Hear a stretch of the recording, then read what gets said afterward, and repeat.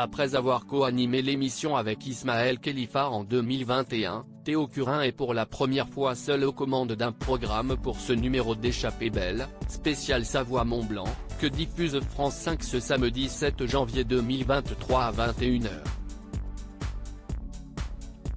CIST a ainsi que Théo Curin, qui a bluffé les internautes lors de sa première participation à Fort Boyard après avoir suscité leur admiration dans Pékin Express, donne rendez-vous aux spectateurs pour ce numéro d'Échappée belle, spécial Savoie-Mont-Blanc, diffusé le samedi 7 janvier 2023 à 21h sur France 5. Une grande première pour le jeune athlète, que l'on a également connu en tant que comédien dans la série Plus belle la vie et dans le téléfilm Andy Gang, et que l'on retrouvera prochainement dans un épisode d'Astrid et Raphaël. En effet, CIST la première fois qu'il anime seul une émission, lui qui avait déjà co-animé un numéro d'Échappée belle en octobre 2021 aux côtés d'Ismaël Khalifa. Ça fait flipper parce que, quand on est accompagné, la pression est répartie, alors que là, il faut l'assumer seul, explique-t-il. Il faut être bon tout le temps parce qu'on n'a pas trop le droit à l'erreur.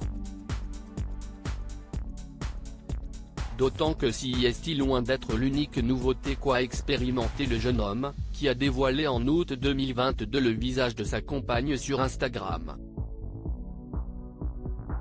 Toute première fois en effet, cette promenade dans la région donne à Théo Curin l'occasion de vivre des aventures inattendues. Comme voler en ULM entouré d'oies, alors qu'il a la phobie des oiseaux, faire du tandem ou encore partir en randonnée. Une expérience plus compliquée qu'il n'y paraît pour lui. La marche avec les prothèses, en montagne et sous les fortes chaleurs de l'été dernier, ça a été particulièrement difficile pour moi.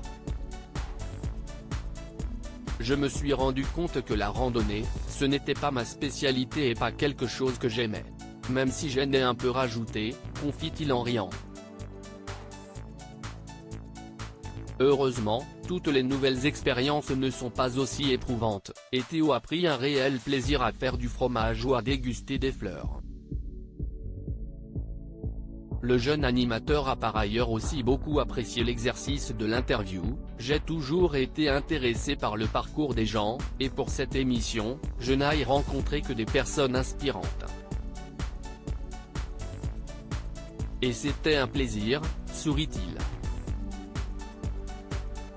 Bientôt sa propre émission finalement, le jeune athlète se dit très content du résultat. De là à renouveler l'expérience ? Je ne sais pas pour l'instant, mais j'ai vraiment le souhait d'animer ma propre émission.